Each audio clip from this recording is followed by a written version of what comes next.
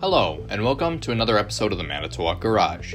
Today, we will be going through the process for calibrating the Variable Position Counterweight Max attachment on the MLC650.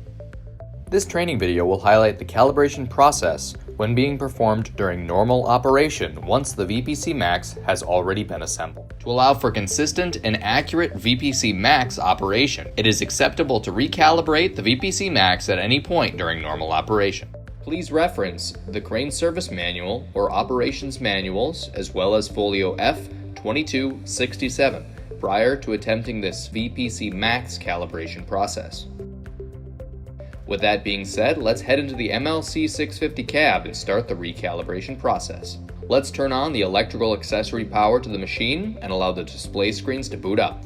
If the engine is also started during this process, ensure that the VPC shutdown key switch is turned to the locked position.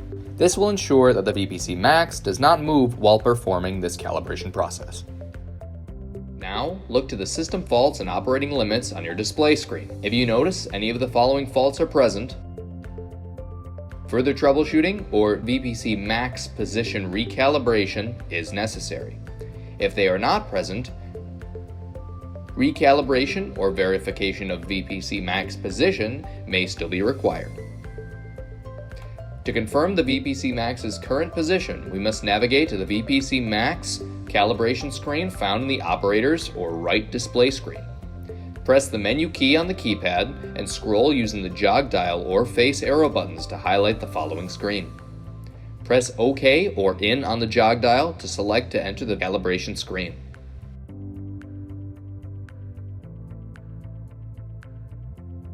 While on this screen, take note of the distances displayed on the center of the screen. These distances are the real-time position of the VPC Max assembly with relation to the center line of rotation of the MLC650.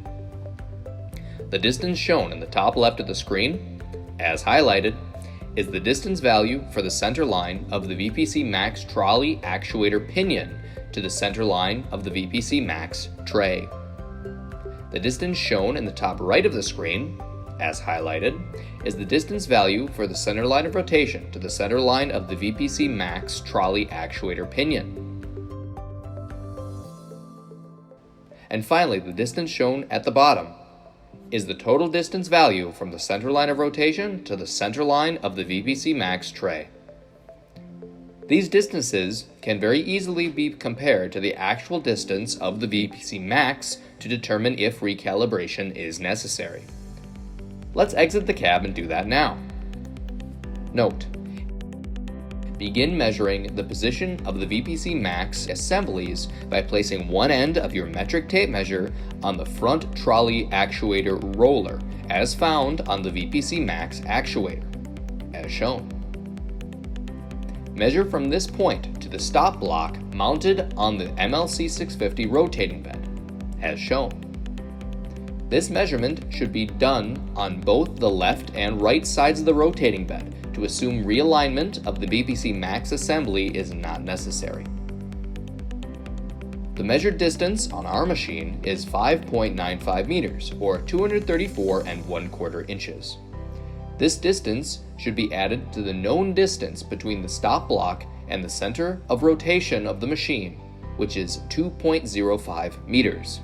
So 5.95 meters plus 2.05 meters equals 8.00 meters.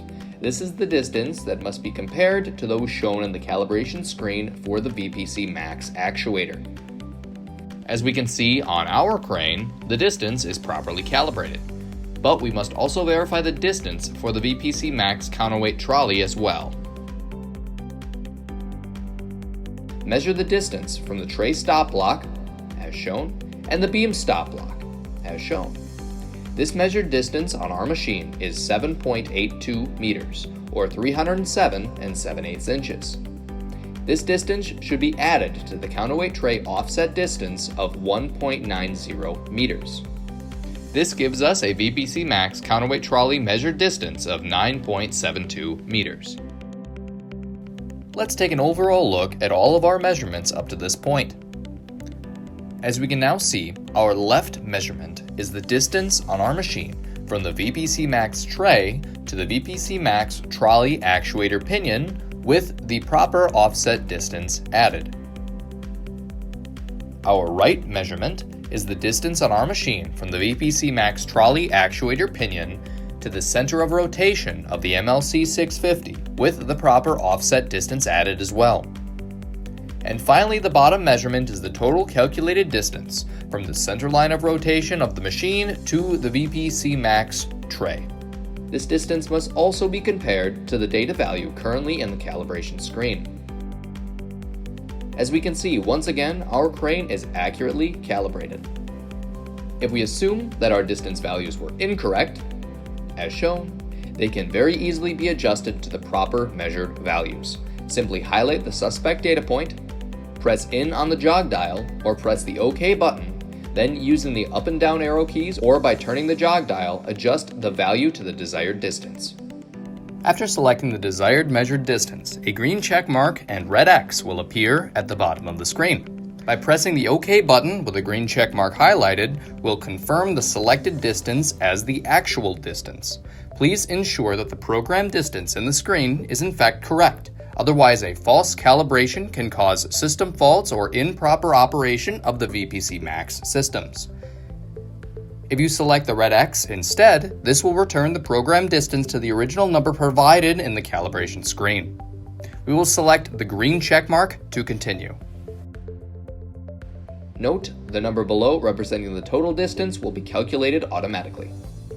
The VPC Max real-time distance is now recalibrated. Normal operation of the MLC650 may continue.